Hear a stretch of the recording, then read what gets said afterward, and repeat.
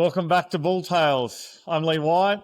If you caught our first episode, you'll know we're building up to the Dubbo National Bull Sale on the 1st of July by talking to some of the breeders who will be there with quality bulls. Last week we heard from Andrew Quirk from Pinnacle Pole Herefords about their 3 entries. The feedback has been fantastic and it's clear there's a real appetite for the in-depth discussion about bloodlines and breeding. Today I'm joined by Tim Reid from JTR Cattle Co, another breeder bringing 3 bulls to Dubbo. What I love about doing these back-to-back interviews is how different each breeder's approach can be, even when they're working in the same breed and heading for the same sale. Tim, welcome to Bull Tales. Thanks, Lee. Thanks for having me. For our listeners getting to know you, can you just give us a story of JTR, how long you've been in operation, and what your setup's like? Yeah, look, JTR, my wife Gemma and I, we started JTR about 10 years ago. Prior to that, Gemma had her own Hereford stud JWR, and we sort of built it from a lot of her foundation cows and stuff, and been going strong ever since. A bit of history with us. I'm a 4th generation Hereford breeder. Unfortunately, was out of the Hereford breed for a little while. Been fortunate to get back into it and love the breed with a passion. Gemma herself is 4th generation, and our 2 children are going on to be our 5th generation in the Hereford breed for us, which shows a lot of passion for the breed and the quality of the breed for families to be in it for so long.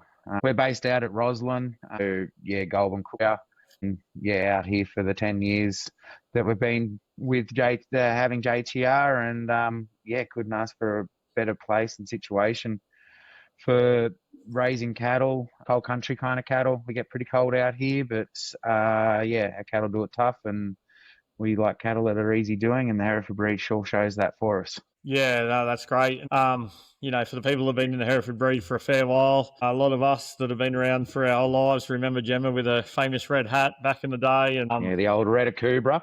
There's nothing we love more now than, seeing you and Gemma at the shows with Harry and Molly. I'm sure Molly's about to step out with a red hat any year now. I can't wait. Yeah. If I have my say, it won't happen, but I don't think I'll get my way. Yeah, I don't think you've got it very often. We caught up with Andrew Quirk last episode. You guys know each other pretty well. Any rivalry when you two get to Dubbo together? Look, there's always a bit of banter and a bit of rivalry between Andrew and I, and all good fun. And that's the best thing about our breed. We can get out there and compete pretty hard against each other.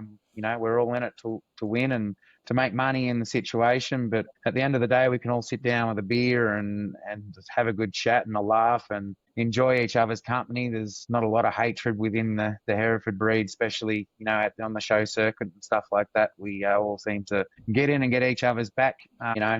Big thing with Gemma, just having her accident not long ago and taking cattle down to Wodonga, all you guys, Lee and Claire especially stepping in and helping us out to get them cattle down to Wodonga and sort that out. The Hereford breed's one big family, and that's the best thing about it. 100%. That's always been my favourite thing is, it doesn't matter how serious we get at the shows and sales that, a couple of us might kick a few cans for 5 or 10 minutes or even an hour, but we can always come back and have beers and be mates. So how many years have you guys been selling at Dubbo for now, Tim? So we've been actually selling for 11 years. And the first year we sold at Dubbo was under Gemma's brand, under the JWR brand.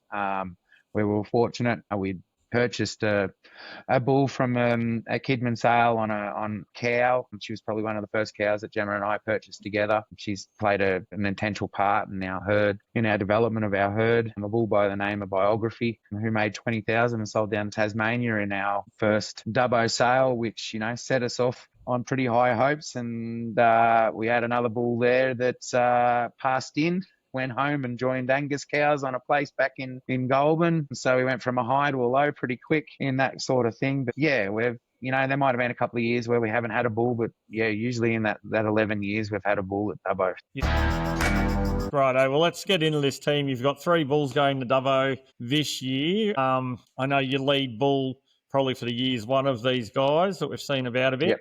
Yep. Let's start off with, we'll do them in lot order. So let us know the lot number and name of your first bull. Yeah, no, I've got a few cheat sheets here. So if you see me looking down, it's only because I need a little bit of help remembering a lot of things. The first bull we kick off for Dubbo, a bull that has stood out with us from a calf all the way through. an embryo calf out of a very interesting joining is lot 18, which is Unlimited, JTR Unlimited U055. A bull that's a little bit different for what we've been doing. Some of the first med calves to hit the ground and the first med calf for us to sell. Yeah, fantastic. So, just go through the pedigree. Let's deep dive into it. Let's start with the size side, the Metcalf bull. You guys imported the Metcalf semen in. You're the first ones to use it in the country. What made you use Metcalf, and what specific parts of his pedigree excite you the most? Yeah, look, the story behind sort of Medcalf goes sort of back. Gemma and I had the opportunity to go over New Zealand. We went and toured Koanui over there quite a few years back now, and we saw a heap of calves on the ground by a sire, by our leader, and just fell in love with them calves. They were just real powerhouses, really good muscle shape, really structurally sound kind of calves. And we came back and we used a little bit of our leader in our own herd, and just made some absolute phenomenal females, some really good uddered, just good bone, good solid functional females, real foundation females for us. So to get the semen was a little bit hard, so we didn't get to use too much of it. And I was sort of on the lookout to try and find a son or an R-leader grandson to use ourselves. And then we came across the Harvie Medcalf 55J bull, the Harvie family being close family friends with myself. And that spoke a lot of, a really strong female herd coming out of the Harvie line and stuff. So we went over and seen the bull. So he goes back on his mother's side to the R-leader bull, which really excited us. And then on his dad's side, he went back to the Endure bull, which we hadn't used at all. And, you'd seen that many good Endures out there. I sort of went, well, I want to find the best son or the best grandson. And this bull was able to put them two sire lines in one package for us. So we brought the rights and brought him back to Australia, and we haven't really been disappointed. We've sold some females. We've got a heap of females on the ground by Medcalf that we just absolutely adore. I just think that female line that he's putting down is really good. The bulls, we sold a Medcalf at Wodonga, and he was our first Medcalf to sell in Australia. And look, he went really well. Some people's type, some people's not, but I just think a bull that's really doing a really good all-round job. Yeah, and you had the Medcalf heifer that was in our on-property sale this time last year, and the Clements family have had her go around the shows, and anyone that would have seen her, she's growing out to a beautiful female. And we brought up the R-leader son off you. Yeah. He worked here for us, and we got the first daughters calving now, and I think that's going to be his real strength, is going to be those females. I really think, from what I've seen in your program, our leader and that being on that damn side is going to be a real strength, and leading into the future, I think we'll see it in a lot of pedigrees. Yeah, I honestly feel, and I think, and the same with the Medcalf. It's that female side that he's really showing great just consistency right through them females. This bull's a full brother to the 55 bull. He's a full brother to that heifer that sold to the Clementses. The donation heifer that we gave away at the junior show there last year's a full sister again. She was reserve champion at Melbourne. Year has done really, really well around the show circuit there for Emily Taylor. She's done a phenomenal job with her. I just think that pedigree, that straight through this bull is strong. With his mother's side there, the Wirruna Golden Vanity cow, the Wirruna Golden Vanity. From that Wirruna stud, you've got that long time breeder. You got some history behind there in that Vanity cow. She's a cow we came across her a little bit by accident, I guess. We were fortunate enough to be in the right place at the right time. A overseas syndicate had purchased her, and we're flushing her and doing a show circuit with her, and they'd got enough genetics out of her, and we're looking to trade out of her, and we were fortunate to be the first ones to get the offer on her, and we jumped at it pretty quickly and straight into it.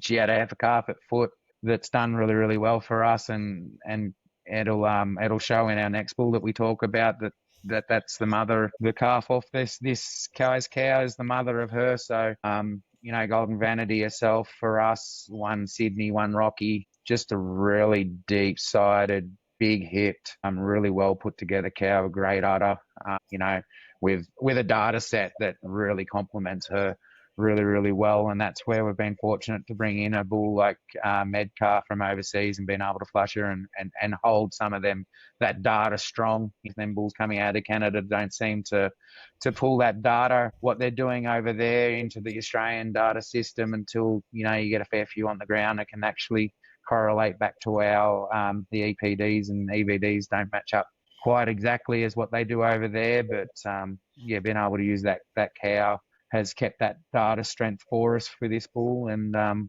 yeah, we're really excited. Yeah, did she went on to win? It was at Miss World she won, or She won Miss Asia and was second in Miss World. Yeah. Got beaten by the Canadian cow in Miss World, but yeah, look, we've been very fortunate that cow, and she's just continued to keep breeding and breeding for us. So yeah, no. So on the bull himself, just give us a bit of a rundown: performance, data, current weight, EBVs, that sort of thing. Yeah, he's a really structurally sound, really good footed bull with a really stretchy front end, big hip like his mother. A bull that's, you know, a little bit of an outcross pedigree for some with that R leader. You know, the endurer's back far enough for them guys that have used him.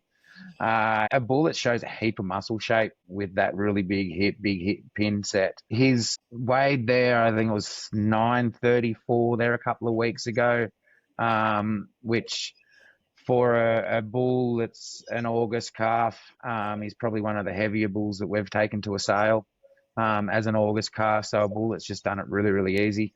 You know, he did Sydney show this year. He's been on prep just a little bit. I'm trying to hold them back at the moment. You know, but a bull that's, you know, pushing up there towards a ton. He's not a big framed kind of bull. He's just really long, deep kind of bull. So, you know, not a big framey, powerful bull, just a really good, complete bull. You know, a bull that you go through his data set and you look there, you know, the birth weight there's a little bit higher in his set. But again, I think that's more coming through the fact with them EPDs and EBVs not adding up. You know, he's a bull that I probably wouldn't be afraid to use on heifers, really clean fronted, really properly made front end on him. But then you go into the, you know, top 4% for 200 day, top 15% for 400 day, top 20% for 600 day, like a bull, growthy bull that's just going to put weight and weight in your cattle. You know, good strong IMF, positive fats, you know, top 25% for carcass weight. You know, there's not too many of them figures that push over on that other side of the graph. Is sort of, you know, breed average or better. Just a good all-rounder kind of bull, really structurally sound, honest bull that you could probably use over heifers and use over cows any day of the week, that's going to put some weight and early performance, early maturity pattern. And that's what we sort of push a fair bit. And here at JTR, yeah, really trying to push that early maturity with what we're doing. Yeah, I'd have to agree. I've seen the bull at Sydney, and I think he's got a beautiful front end on him. So clean in through that shoulder and just a good right angle through there. He's very well proportioned in through the head and neck. Yeah, I couldn't see him being a problem for a heifer bull. You mentioned, but I was going to say, like, he's got a fair bit of weight in him. He's not the biggest bull. He's got a lot of capacity to him. He's really wide and deep side, and he carries it around pretty well. We'll go to your second bull. So whereabouts in the catalogue are we going to find your second bull, Tim? A pretty special bull to us, to be honest. He's lot 32 in the catalogue again. He's going to sell with Nutrien, and a bull that we've got a lot of time and respect for, a bull that caught our eye. 55 and 33 were two bulls. They were born not far apart from each other, but, you know, in the same embryo drop, that caught our eye from day birth, and have matched each other all the way through. Yeah, so JTR UNLEASED U033 is him, and yeah, he's pretty exciting. You know, without being too biased, I feel like he's probably one of the best bulls that we've bred here at JTR. Onwards and upwards with him, I think he's going to do big things for the breed. Yeah, unreal. Right, let's dive right into his pedigree. The Tycolah Queenscliff bull, how did that come about? Getting some semen in it, and was this one of your first thoughts for joining? So the Tycolah Queenscliff bull, Gemma and I were trying to find an AI sire that would carry a bit of performance and punch back into some of our females. We've been pretty well known for our low birth weight bulls, our heifer bulls, and breeding low birth weight, early gestation, pushing that kind of barrier within our cow herd. And we sort of just needed to find a couple of bulls that might put a bit of a bit more muscle shape into them, a bit more capacity and performance back into some of these cows. This is a bull that we thought would do a really, really good job. His sire was a bull that I actually had a bid on at Wodonga when Steve brought him, and I was never in the playing field against Steve and a few others, but a bull that I really liked. So we were trying to find that, that outside the box, a different bull with the performance that wasn't going to hurt our data set that we've sort of been pushing for the last 10 years and playing with. So he just ticked all the boxes for us. We seen, some Queenscliff calves and knew what he was going to do for us. That extra length and performance that he was going to put into his cattle was going to work perfect for us. The Bolt Vanity heifer, like I said, she was the calf on the Golden Vanity cow that we purchased from the overseas syndicate. They joined her this way, and they found a lot of good in this Bolt, in the GFC Bolt bull. He's done a pretty good job. We've only got the one heifer by him, but geez, I can't fault him for what he's done with her, and the muscle shape that Bolt has put into this female is out of this world. Yeah, and that's that the leader. completeless. Again, chasing that back to that R leader, it's done that again. And the colour's probably not quite right there with the female, but colour doesn't really affect me that much. But Queenscliff has sure put the right colour back into the progeny. He's really stretched that cow out. That muscle shape and stuff, he really put that length and that stretch right through that and he's a result of it, and we couldn't be like I said, we think he's pretty special. Yeah. No, for me, the pedigree just screams consistency. Like the Bingra bull, Queenscliff, Warraba first class in the sire. Like they're two bulls that the Crowleys have used for a lot of years in a row. Leader we talked about on your first bull on what I think about him breeding females, and then the Wirruna Kelso bull. There's a lot of good cattle by him. So, looking right down that pedigree, there's just a lot of safe bulls, I'd say. And, this fella looks very impressive in his photo. He was champion of champions at Canberra. He was very unlucky at Sydney with some really stiff competition. Has he generated much interest in the lead up? What are people saying who's come and looked at him? Look, the thing, we've had him around the show circuit. A lot of people have seen him in the show circuit for us, and he's turned a lot of heads. And there's been a lot of ex-Hereford breeders that have come and specially had a look at him and have said a lot of good things about him through that show circuit that have, gone and spruiked him pretty highly, as well as, within the Hereford shed itself, people have talked pretty highly about him. Our social media presence is fairly high, and we push that pretty hard. So there's a lot of information that most people will be able, if they ever needed to know anything, they get from us, no matter what. We sort of push it down their face on our social media side of things and stuff. So, talking with people, we hope that he's created a fair bit of interest. The agents are saying there's a bit of interest in this bull. How much, we don't know. We think a lot of the bull. We've collected some semen out of him. I have just flushed a cow to him. She got AI'd there last night and this morning. And when this podcast was made, to this bull, we think a lot of him. We're going to keep some semen in him. If he fortunate enough does sell, we will definitely be using this bull down the line. I think he's probably one of the best Queenscliff sons that I've seen, and that's probably been a little biased being mine, but I'm pretty big on pushing the moving genetics forward, moving forward. So I think I can see a lot of good in him and use him instead of now using Queenscliff. I'll worry about using the son. Yeah. Right, same as the first bull. Just give us a bit of a performance update on him. Give us where's his weight at. Yeah. A bit of a chat about his EBVs. There a couple of weeks ago, he was 974 kilos. He's been doing 1.5 kilos a day from Sydney to 2 weeks ago, living on a 3 kilos grain ration a day, so 1.5 morning, 1.5 night, because I'm worried he's getting too fat. We're trying to hold him and bring him back. Well, not trying to bring him down any, but hold him where he is, and he's just doing it on the sniff of a woolly rag at the moment.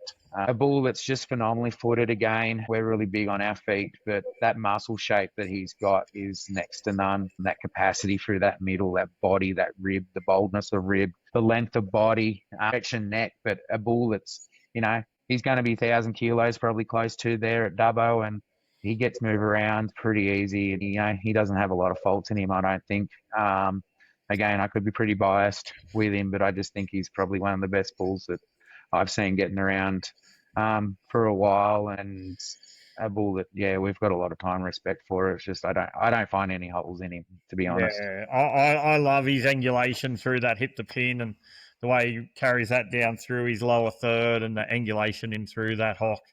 Every time I look at the video or the photo of him, just really draws my eye. That real strong tail set and just that butt shape of this bull. And then being so clean fronted with that, normally you get that much power and performance. They're normally heavy through the front, where he certainly isn't. Yeah. He just gets that head up so high. And no, I think, I don't. And again, a bull that's got, a little bit of different pedigrees in him, can be, I'd call him a little bit of an outcross pedigree for most people in Australia that haven't sort of used these sort of bloodlines and that. But a bull that, the big thing I love about this bull is, he's 2.1 for rib fat. He's 3 for rump fat, and he shows that easy doing ability that this bull's got. He's got it in him in that. And I think that's really important to keep that high fat cover in our cattle, especially in our cold climate, is majorly important. Again, a really early growth, really early maturing type of bull that, is going to get calves. They're going to hit the ground, they're going to grow, and they're going to get going and get that weight in them early. So, just a really nice, clean data set in this bull. Again, for a phenotype, I think is really out there. He's pretty special. Yeah, and I think I'm pretty excited to see him when he gets to Dubbo and you're ready with him to show him off. I'm sure he's going to create a lot of hype and a lot of attention. Yeah, we definitely hope so. From the bull I seen at Sydney. Righto, let's move on. Let's go to this third bull now. Give us his name and his lot number, and then we'll run down through his pedigree. Yeah, so the last bull we got here, lot 42, a bull known around the show circuit, especially at the youth shows there. He done a few youth shows for the kids and stuff. Known as Chip, JTR UPGRADE U014. Yep, so all right, let's dive straight into his pedigree. Yep.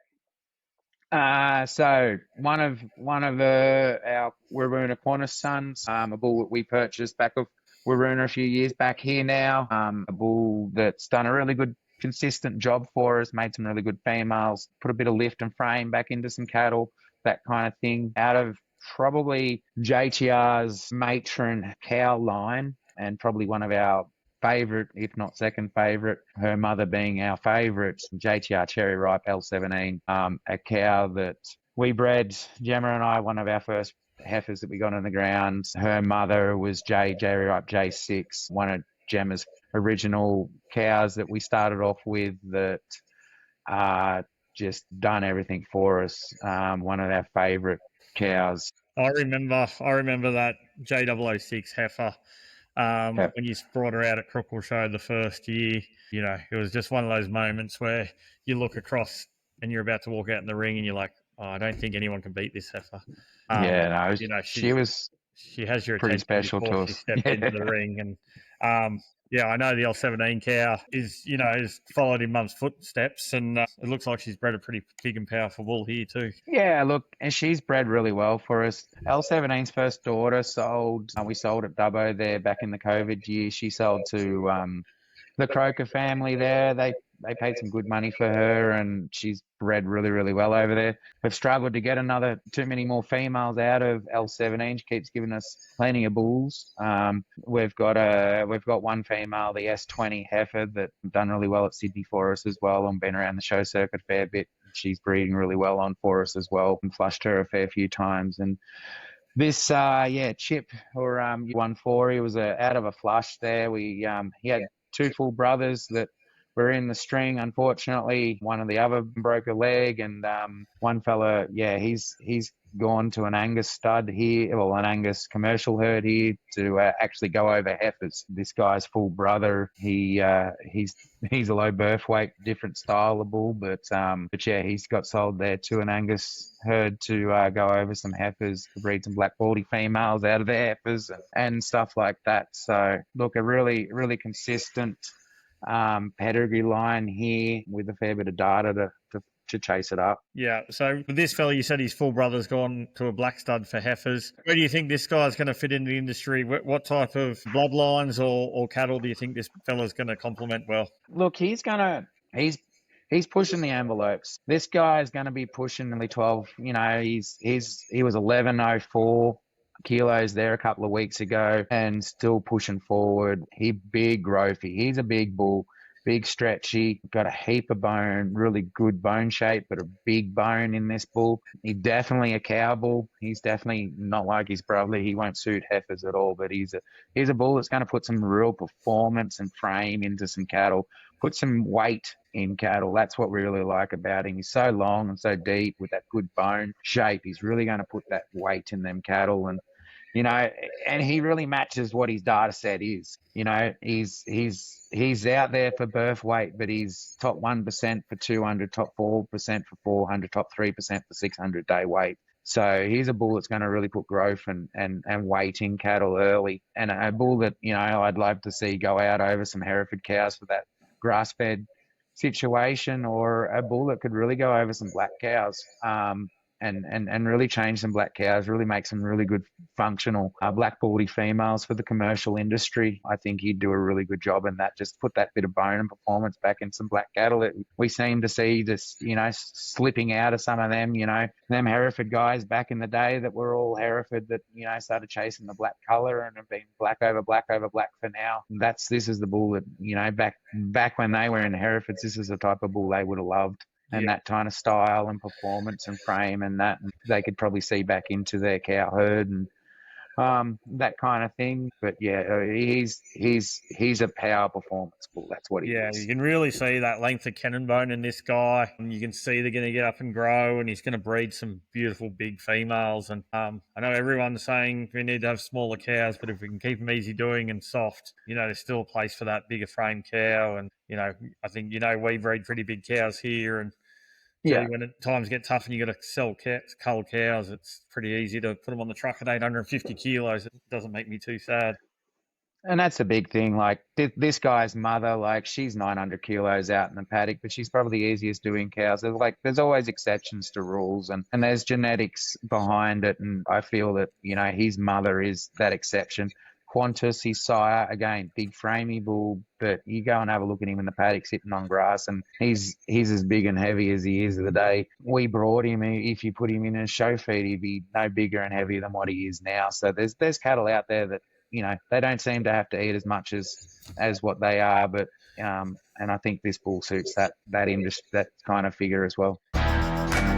Righto. So if someone's going to come along the Dubbo, they can only look at one of your three bulls. Which way would you point them? Look, I'd love to show them all, but at the end of the day, you know, the U033 bull, the Unleashed bull, he's probably our pick and favourite just for the overall all-rounder. You know, he's some people might say he's on the touch of the bigger frame size. I don't think he is. He's not far in. You stand him next to the U14 bull and you'll definitely say that he's not too big in frame size. Just that overall power performance in that bull, the cleanness of structure, you know, that cleanness of front.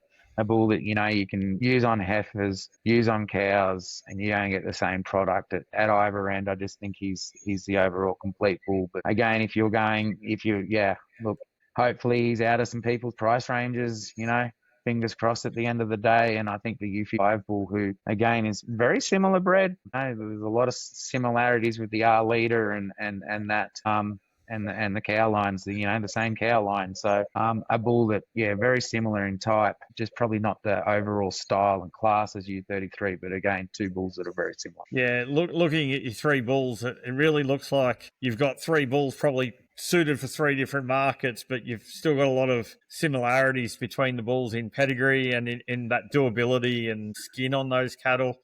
Yeah. you can really see your program coming through. I think you've really got a bull for each market there. First fella probably being a bit more of a heifer bull, your second bull probably being right in that top end stud sire fella, and then this last fella is probably more of a cow bull, but something that'd be great for a real good crossbreeding program where they're going to retain the females. Yeah, and look, and to be honest, in the 10 years that 10 or 11 years that Gemma and I have been doing this, as there is, comparisons within these bulls, they're probably the most even type of bulls that we've taken to one sale in a sense of overall, and slightly different bulls that we've sort of normally been taking to sales when we've been chasing that, that a lot of very much low birth weight style of cattle, and probably not the weight and performance that we've normally had at different things, which is probably scary with our clients, knowing us for what we are on the other side of things, taking a slightly different style to Dubbo. But I think this these three bulls sort of show where we want to see the JTR program moving forward. Yeah, I'd have to agree. For me, seeing these bulls and seeing your teams the last few years, I think this team's probably a different direction to what you've shown for the last few years, and even the bulls that you had at Donga this year. It's a little bit different team, but I think this is your most consistent and probably your best three bulls you've put up together. So last week, last episode, I was talking to Andrew, and he mentioned that Dubbo, we talked about what he liked about Dubbo, and he said it was just so good to see different cattle from different vendors, different climate, bulls suited for different areas, and that's what he loved about it. I was just wondering what your take on that was, and what do you think the real advantages of the multi-vendor sale is? Look, I think multi-vendor sales are so important in this industry. For people to be able to go and see so many different programs and directions. Everyone sees cattle differently for what they do. Everyone breeds cattle differently. Everyone has different end goals, end programs, how they get there. And to come to one spot and be able to see a large number of bulls that will fit different programs, and you can come in and have the opportunity to be able to see what's going to work for you, knowing what your program is, what you're going to need, the end result out of each bull is such a benefit.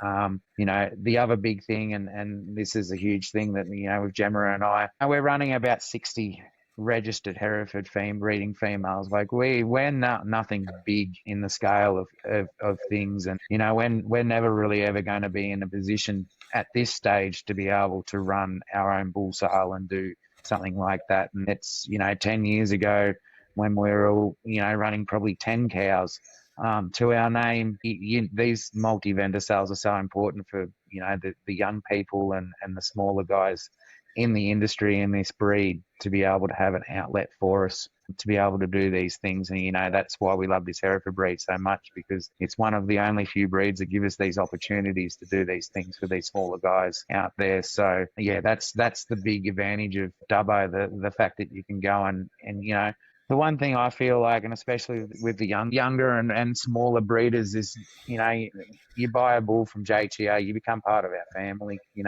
We look after our family and you become part of it. And I just don't think sometimes, you go to these on property sales where they're selling, 50 to 100 bulls and stuff. And you could, if you're only a small operator and different things, you can get lost in a crowd a bit at these things, and I think you get more opportunity to connect with people at these multi-vendor sales. Yeah, I couldn't agree more. I really love that's one, same as you, the same. I really love that that's something that we still offer as a Hereford breed, these multi-vendor bull sales with Wodonga and Glen Innes and Dubbo. You're not forcing a hand of, like you said, you've got 60 cows, you've been doing it for a long time, you're producing consistent, good bulls. It's so hard to get them out and market them if there isn't this opportunity. 10, 11 years at these multi-vendor sales. I know you've had bulls at Wodonga for 10 years as well. I think it's really important for the breed, and hopefully, these commercial guys are happy to still come and support these smaller breeders and younger breeders. We've got quite a few of our younger breeders that are really passionate and trying very hard, bringing some really handy bulls to Dubbo this year. Yeah, it's important for the future of the red protein industry, is looking after our younger and up and coming, stud leading producers, and there's only these that help them to promote themselves as well as what their product is. Yeah, for sure. How would you describe the current demand for quality Hereford bulls at the moment? Look, it's in my eyes, I feel like it's still strong. I've really got a real good, strong, positive vibe about the Hereford breed and the Hereford future. I'm coming into Dubbo with 3 bulls and probably 3 of, some of my better bulls, and I've got a really, positive vibe about it. We were fortunate enough to take 5 bulls down to Wodonga and have 100% clearance down there, in tough times down south. And for that sale down there to clear, 75% and still average just shy of 10 grand, there's a demand there. There's still people with positivity and the future in the breed. I think it's really, really strong. I feel like there could be a shift in the crossbreeding program, and I think Hereford bulls play a huge part within the crossbreeding program, and we're the only the only protein other than fish that still is breed dominant and worries about breed. And I think the sooner we can start promoting beef as beef and not as an individual breed, the better off our industry will be. And within that, I feel like the Hereford play a vital role in that crossbreeding thing. So I'd like to say watch this space. I think it's only going to get stronger. It may take another 10 years for this to happen, but I strongly believe that it will happen. Yeah. What do you think our commercial producers, what do you think they're prioritising when they're looking for Hereford bulls? What do you think they should be prioritising? I don't know. Like, I feel that a lot of my clients that have brought bulls off us in the past are trying to find all-rounder bulls that they can use on multiple females, not one specific bull to do one specific job. I think these days cost of farming's through the roof, for everything. So where they can find somewhere to cut $1 here and $1 there, the better off they are. And if they can get a bull that goes over heifers and cows, and they can sort of split their jointings up a little bit to utilize that bull is an important thing for them. So that's sort of something that we've focused our breeding around. That is trying to, them all-rounder bulls is something important to us. Yeah. And I think, those grass-fed guys definitely should be definitely looking for the Hereford bulls, and just looking at longevity in the Hereford breed and how long your bulls are lasting. That's our biggest killer with as stud bull or bull producers, is the longevity in the Hereford breed kills us. The turnover rate is so slow.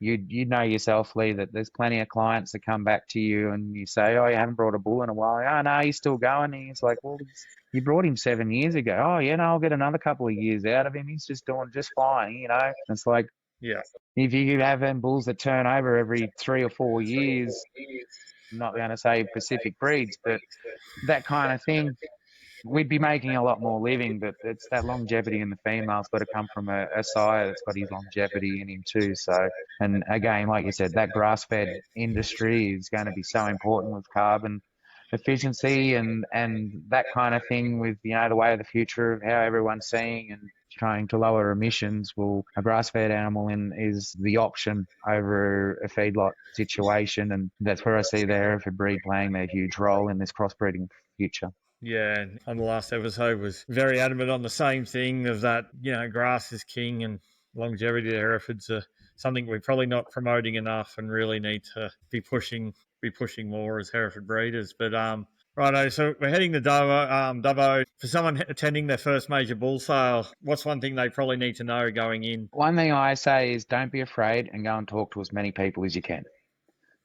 Get around as many sellers you can and speak to them and learn about their programs, learn about what their cow herd is, what the background is, and find something that suits what you want to do. None of us bite. None of us are that scary.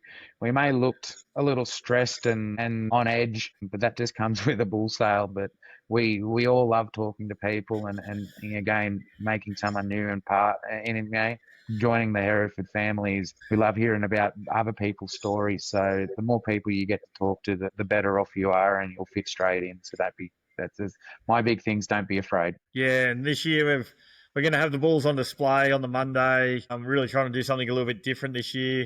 I'm going to have the bulls out in the judging ring at 4:00. We're going to have drinks and nibblies around. I presume you'll have all your bulls out there. You'll be very keen to talk all things Herefords and all things JTR. Yeah, 100%. I'll have at least 2 out there. I might be down on a worker, but we'll have a couple out there, and we'll be happy to speak to everyone and anyone that wants to. It may be noted that I don't mind to have an old chat as I talk away on this podcast and stuff. But I just enjoy meeting people. Before we move on to our quickfire round, is there anything else you'd just like to add about the sale itself, or about JTR? Look, Dubbo is such an important role, feature within the Hereford breed. I'm trying to think how many years it's going to be this year, but I cut my teeth at 64. That's what I was thinking of, and it wasn't quite 65, but I cut my teeth at some of my earliest memories as a child growing up was going to the Dubbo bull sale with my parents, selling bulls and things like that. And I just think, it's such an important part of the Hereford history that we can't lose, and the opportunity to meet so many people and just to have a conversation. Even if you're not looking for a bull, just get down there and say hello. Take it as a mental health day. Just come and have a chat with like-minded people, and even if you're not in the Hereford breed, get out there and have a chat and come and have a beer. I think it's so important to the agricultural industry that we all get in and stand behind each other and have a bit of fun and be able to let off some steam. I know the cost of living and the cost of running everything these days prevents a lot of people from being able to go out and just turn off from the farm for a day. But come to Dubbo and enjoying our fun is really important.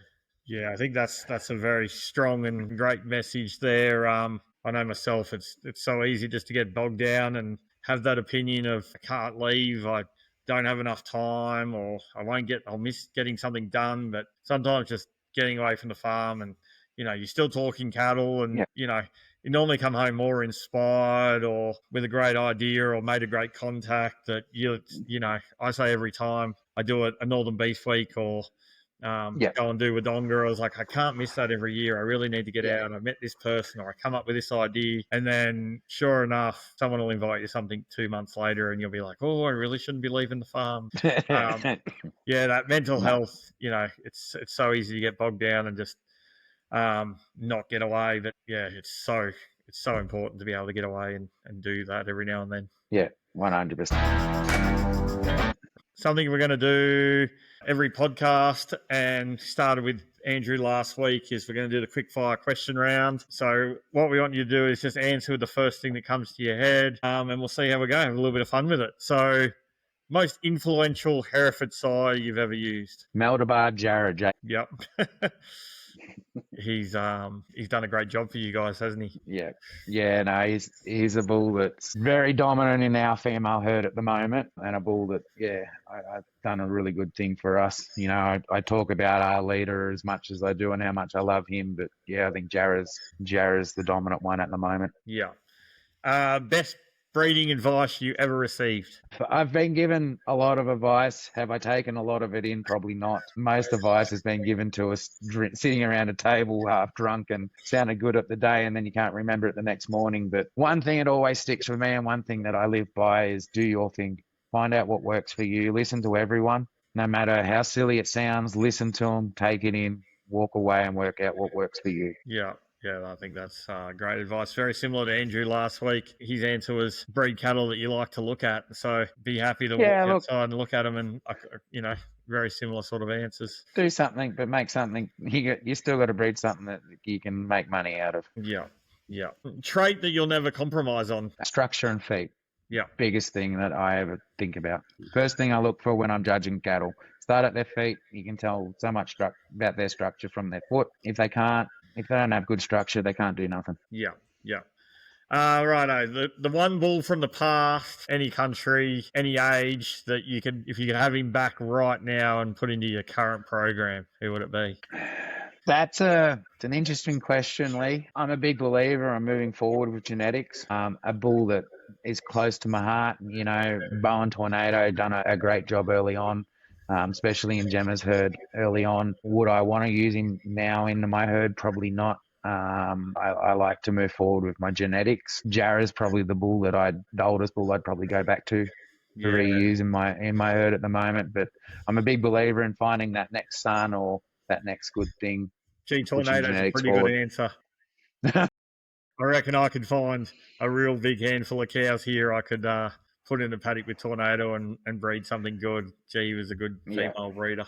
Big time. Yeah, no. One mating that you'd love to repeat that you missed the opportunity on now, looking back. Missed the opportunity on. That changes my thought straight away just then. What's a joining you've done that hasn't really worked? Like that you know, maybe didn't get the results or you didn't get the calf. Like I know a lot of times I'll flush a cow wanting a bull and you'll get 4 heifers and then you've got no more semen or you missed the chance to flush that cow again. Probably the J6 cow, something, a few more females out of her. Probably some females to some real high data bulls. Just we never, back then we weren't chasing data as hard as we are now. And I just like to see what she could have done and how quickly we could change some data on her and, push that envelope. Not saying that it's probably the right thing to do or the thing, but just something that would be interesting to do with her. We're obviously doing it with L17 and it's working quite well. It would have been interesting to see what kind of females I could have got out of her and change that, that data profile on a female. Yeah. Generation, one or two generations quicker than what I can now. And you probably didn't get the flush, like you probably weren't having flush programs as regularly or, as 100%. good a flush programs back then when you had J006 and, as a foundation. And that's the thing, you could have had a lot more daughters. That cherry ripe family for us is, we're kind of half getting a little bit of a known for that cherry ripe family for us. And the funny thing is about J006, her mother Gemma purchased from a Landillo female sales. It just says a lot about yourself and the Landillo breed and the females that come out of there is where we started one of our biggest foundation animals. So that would have been something that would have been pretty exciting for us. Yeah. Righto, last question, Tim. What's your prediction for top price bull at the sale? Yeah, look, going to be biased. I really think U033. I really hope U033 is going to be out as the top price bull at the sale. As I said, I got a lot of time, and I think the bull's, again, probably the best bull I've bred of any breed that I've been involved in, and we're going to use him in our herd, and I think he will be a good fit for any guy that buys him.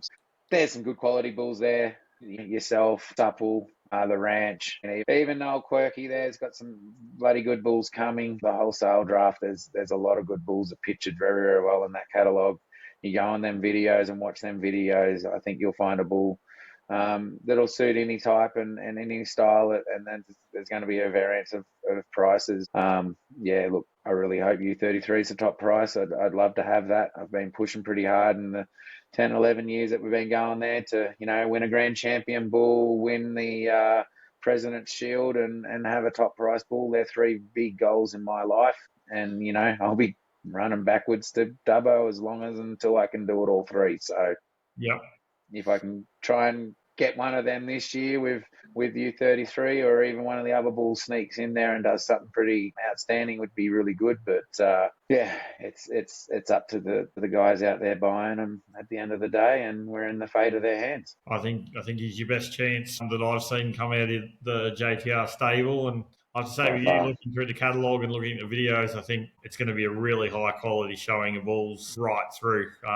Really impressed. I think there's quite a few studs that have probably got their best lineup of bulls they've had for a few years. It's the year when you get excited and you think, I've got a really good one, I'm going to do something this year, and then everyone brings out a really good one. You go, why this year?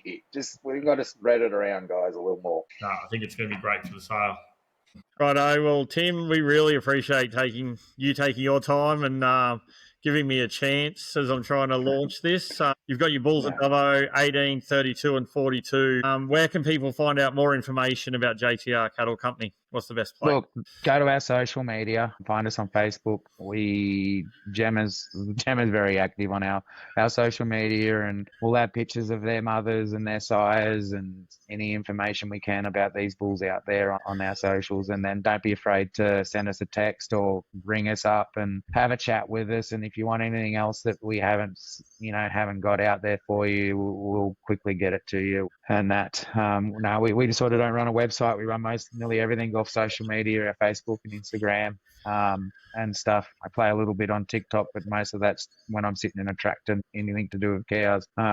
It plays a vital role in our marketing strategy, and that's what we use. Yeah, no, and we'll put a link to the JTR Facebook page in the show notes, and we'll also add Tim and Gemma's phone number if you want to give them a call, and then we'll put a link to the Dubbo catalogue. So if you haven't seen the catalogue yet, look in the show notes, and there'll be a link for that. Fantastic. So that's it. That's our second show. We've had 2 episodes, 2 different Hereford breeders, both heading to Dubbo on the 1st of July. Andrew Quirk from Pinnacle last episode with lots 1, 2, and 4, and Tim and Gemma Reid from JTR with lots 18, 32, and 42. Next episode, we're going to do something a little bit different. I'm going to invite a guest host in, and we're going to dive in and tell you about the 3 Landillo lots that I've been preparing for Dubbo for the 1st of July. If you're enjoying Bull Tales, please hit the subscribe, leave us a review. Generally helps other people in the industry find our conversations. If you're a breeder with an interesting story or a bull sale coming up, get in touch. I'd love to hear. Really want to try to make this a bit of a thing that if you've got a bit of a preview for a sale and you want to have a chat and just talk genetics, I'll talk bulls and talk genetics for hours. If I didn't have to try to keep my podcast under an hour, we could talk for days. But once again, thank you, Tim. Really appreciate your time. I'm Lee White. This is Bull Tales. I'll see you for the next episode. Thank you.